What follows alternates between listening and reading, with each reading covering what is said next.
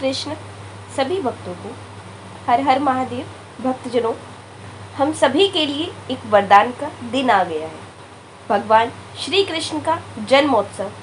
यह दिन माताओं बहनों के लिए एक वरदान की तरह है, जिनके संतान प्राप्ति, वंश वृद्धि, पुत्र प्राप्ति की इच्छा है।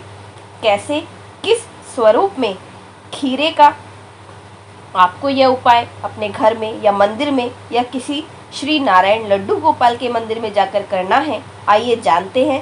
यह दिन किसी चमत्कार से कम नहीं है। श्री महापुराण में मैं पढ़ रही थी तो उसमें इस व्रत को अर्थात जन्माष्टमी के व्रत को व्रतों का राजा कहा गया है।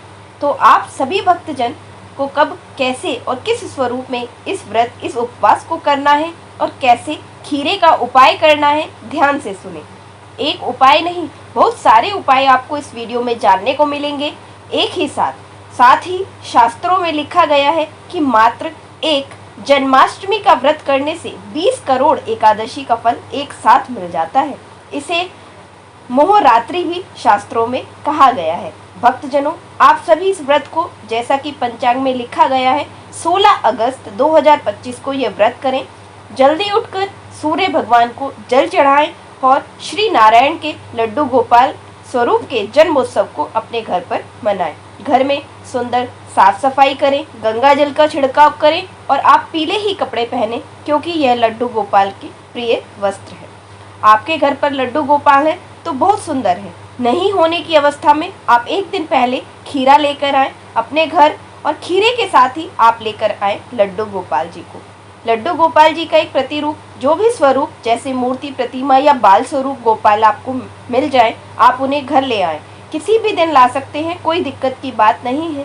चाहे तो 16 तारीख की सुबह ले आएं या आप 15 तारीख की सुबह 15 अगस्त को भी ला सकते हैं। पूरे दिन भर में आप कभी भी ला सकते हैं। मूर्ति, प्रतिमा है तो बहुत बड़ी है, उनके साथ उनकी बांसुरी भी लाते हैं। आप शंख लेकर के आते हैं उनके साथ, जो कि श्री नारायण का स्वरूप है। बैजंती माला, तुलसी की माला लेकर के आते हैं, उन्हें धारण करते हैं। तो यह एक चमत्कार के रूप में जाना जाता है। मोर पंख या करीब करीब श्री नारायण से जुड़ी हुई या लड्डू गोपाल से जुड़ी हुई चीज़ें जो भी हैं, जिनको आप अपने घर पर, घर के मंदिर में रखते हैं, स्थापित करते हैं, तो सौभाग्य में वृद्धि होती है। और आप जैसा सोचते हैं, मन में जैसी कल्पना करते हैं, वही ब्रह्मांड आपको प्रदान करता है। तो जो सोचकर आप इन चीज़ों को अपने घर पर लाएंगे, जो कि श्री नारायण के स्वरूप मानी जाती हैं, वही स्वरूप आपके आसपास, आपके जीवन में घटित होगा।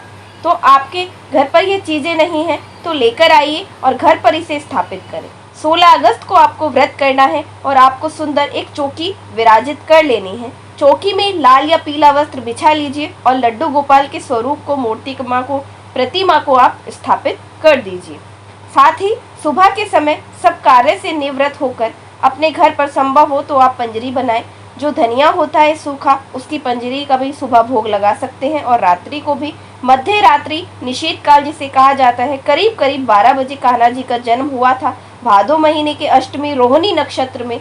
तो 16 तारीख को अद्भुत संयोग, और इसी दिन हमें व्रत उपवास करना है। तो पंजरी जरूर बनानी है, माखन मिश्री जरूर बनाना है। तुलसी पत्र एक दिन पहले तोड़ लीजिए, उस दिन आपको नहीं तोड़ना, इस बात का ध्यान रखना है। साथ ही कान्हा जी को बहुत प्रिय है केले का भोग, तो इन सभी चीज़ों को तुलसी पत्र रखकर भगवान को भोग लगाएं। दही, दूध इत्यादि का भी भगवान को आप भोग लगा सकते हैं। श्री नारायण के विग्रह स्वरूप को शंख में दूध भरकर, कच्चा दूध भरकर, तुलसी पत्र रखकर भी स्नान कराएं। इस दूध को, जो कि स्त्री नारायण का शरीर से उनका चरणामृत है, इसे आप प्रसाद के रूप में ग्रहण कर सकते हैं। बहुत सुंदर इसका प्रमाण देखा गया है। उसके बाद एक अखंड दीपक पूरी रात्रि, पूरा दिन जलता हुआ बहुत सुंदर माना जाता है। ऐसा ना कर सके तो जितनी देर आप मंत्र जप कर रहे हैं, व्रत कर कथा सुनेंगे, सुंदर भगवान का स्मरण करेंगे, तो उतनी देर तो कम से कम वो दीपक जलता रहे। इस बात का ध्यान रखते हुए आप दीपक को प्रज्वलित करें। सुंदर प्रसाद के बाद गौ माता की मूर्ति, प्रतिमा बछड़े के साथ रखकर उसका भी आप पूजन करते हैं, तो बहुत सुंदर इसका प्रमाण देखा गया है। इसके बाद आप अपने दाहिने हाथ में थोड़ा सा तिल लेकर, आप सभी चावल का प्रयोग भी कर सकते हैं, कोई दिक्कत नहीं है। एकादशी के अलावा अष्टमी तिथि पर चावल का प्रयोग किया जा सकता है। खीर इत्यादि आप बना लीजिए। अपनी इच्छा सामर्थ्य के अनुसार मखाने की खीर, इन चीजों का भोग आप भगवान को लगा दीजिए। दाहिने हाथ में तिल या आप चाहें तो चावल का तुलसी पत्र रखकर 1 रुपए का सिक्का और पुष्प रखकर इन 4 चीजों को संकल्प के रूप में अपने हाथ में ले लीजिए। पति पत्नी साथ में अगर इस व्रत को करते हैं तो पितृदोष मिट जाता है और जीवन में सब सुख आपको प्राप्त हो जाते हैं। अपने दाहिने हाथ में समस्त सामग्री को लेकर और कहीं भगवान जी के समक्ष दीपक लगाएं, पहले स्नान कराएं, भोग प्रसाद आप चाहे तो बाद में समर्पित करें, चाहे तो पहले करें, उसके बाद आप सभी दीपक प्रज्वलित करने के बाद पूजा होने के बाद आप सभी थोड़ा बहुत पूजा कर लीजिए, जैसे वस्त्र इत्यादि पहन लीजिए। कहने का अर्थ है रोली, चंदन, मोली, अक्षत वगैरह सारी चीजें समर्पित कर पुष्प इत्यादि समर्पित कर दाहिने हाथ में इन चीजों का संकल्प लेकर कहें कि हे श्री कृष्ण भगवान, हे माधव, हे कान्हा जी, आज आपके जन्म उत्सव की अष्टमी का मैं व्रत उपवास करने जा रही हूँ। मेरे व्रत उपवास को संपन्न करें, ऐसी प्रार्थना करते हुए संकल्प लीजिए और वस्तु को श्री नारायण के विग्रह स्वरूप स्त्री चरणों में आपको छोड़ देने हैं। उसके बाद कई भक्तजन इस व्रत को निर्जल करते हैं, कई भक्तजन इसे फलहार भी करते हैं। हालांकि यह व्रत दिन और रात्रि का होता है।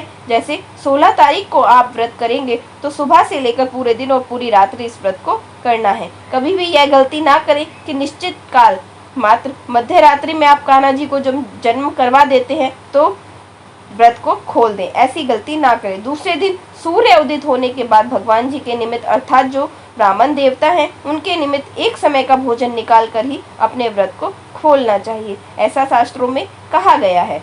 तो आप सभी भक्तगण इस व्रत को या तो निर्जल करना है, निर्जल ना हो पाए तो एक समय आप फलहार कर सकते हैं। कुछ भी फलहार में खाया जा सकता है। तो इस तरह से इस व्रत को आपको करना है। दिन भर हरे कृष्णा ओम नमो भगवते वासुदेवाय इस मंत्र का आप जाप करते रहें।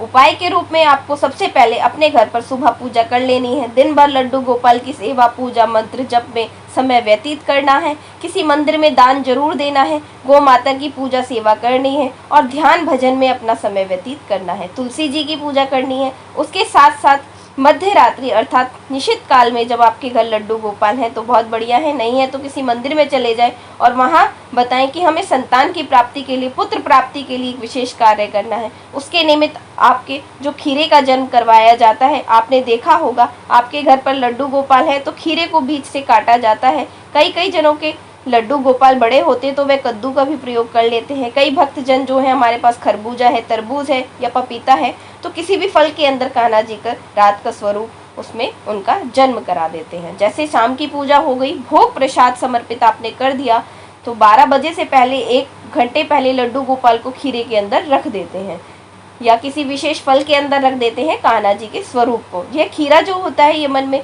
यह माँ यशोदा के जन्म या उनकी कोख का वर्णन करता है, अर्थात उनका यह पेट स्वरूप माना जाता है, ऐसी मान्यता है। इसके अंदर किसी चक्कू का प्रयोग नहीं करते। इसके अंदर रखने के लिए आप 1 रुपए के सिक्के से इसको कट कर सकते हैं। इस बात का ध्यान रखते हुए आप इस खीरे के अंदर लड्डू गोपाल को रख दीजिए जो पूर्ण रूप से उसमें विराजित हो जाते हैं। जब 12 बजे का समय हो निश्चित काल का, तब आप लड्डू गोपाल का जन्म हुआ ऐसा माना जाता है। ऐसी प्रार्थना करते हुए इस खीरे के अंदर से कन्हैया जी की हाथी घोड़ा पाल की जय, कन्हैया लाल की, ऐसे करते हुए कान्हा जी के स्वरूप को बाहर निकाल लें। यशोदा माता के गर्भ से ऐसी प्रार्थना करते हुए लड्डू गोपाल का जन्म कराकर उन्हें स्नान, ध्यान, पूजन पाठ कराकर वस्त्र पहनाएं और उनके अति सुंदर तरीके से पालने झूले की व्यवस्था करें।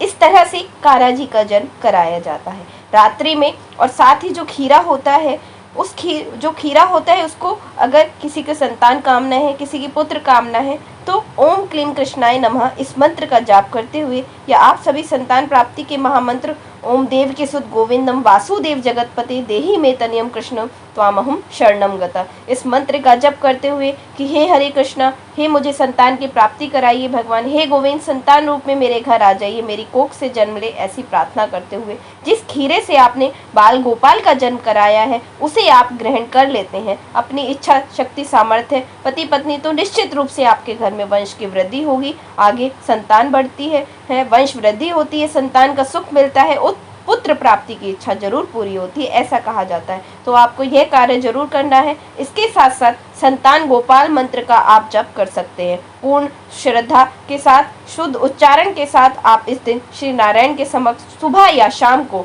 108 बार जो हमारे पास तुलसी की माला होती है उससे आप इस मंत्र का जप करते हैं तो संतान प्राप्ति के निश्चित रूप से योग बनते हैं। संतान प्राप्ति का मैंने आपको मंत्र दे दिया। देवकी सुत गोविंदम वासुदेव जगतपते देहि मे तनियम कृष्णम त्वामहम शरणम गता। इस मंत्र का आप 108 बार श्री नारायण के समक्ष तुलसी पत्र या वैजंती माला से जप करते हैं तो संतान प्राप्ति के योग बनते हैं। साथ ही साथ ओम क्लीम कृष्णाय नमः, ओम क्लीम कृष्णाय नमः इस मंत्र का, जो कि आपने श्री नारायण लड्डू गोपाल बाल गोपाल का एक साक्षात मंत्र है, इसका भी आपको जप करना है। इसका श्रवण करते हुए निश्चित रूप से बाल गोपाल आपके घर इसका जप करिए। जप करते से इसका श्रवण करते हैं तो निश्चित रूप से बाल गोपाल आपके घर जरूर आते हैं। यह जो मैंने आपको संतान प्राप्ति हेतु मंत्र बताया है, इसे आप अपने घर पर या किसी पंडित जी से विशेष दक्षिणा देकर भी आप इसका जाप करवा सकते हैं। तो निश्चित रूप से विश्वास के साथ किया गया कोई भी काम निष्फल नहीं होता, कार्य की सिद्धि जरूर होती है। करके देखिएगा, लाभ मिलेगा। मैं प्रार्थना करती हूँ आपके द्वारा किए गए कार्य सफल हो, श्रेष्ठ हो और महादेव की पूजा हर दिन करें, इससे भाग्य प्रबल होता है। हर हर महादेव। श्री शिवाय नमस्तुभ्यम कमेंट में जरूर लिखें।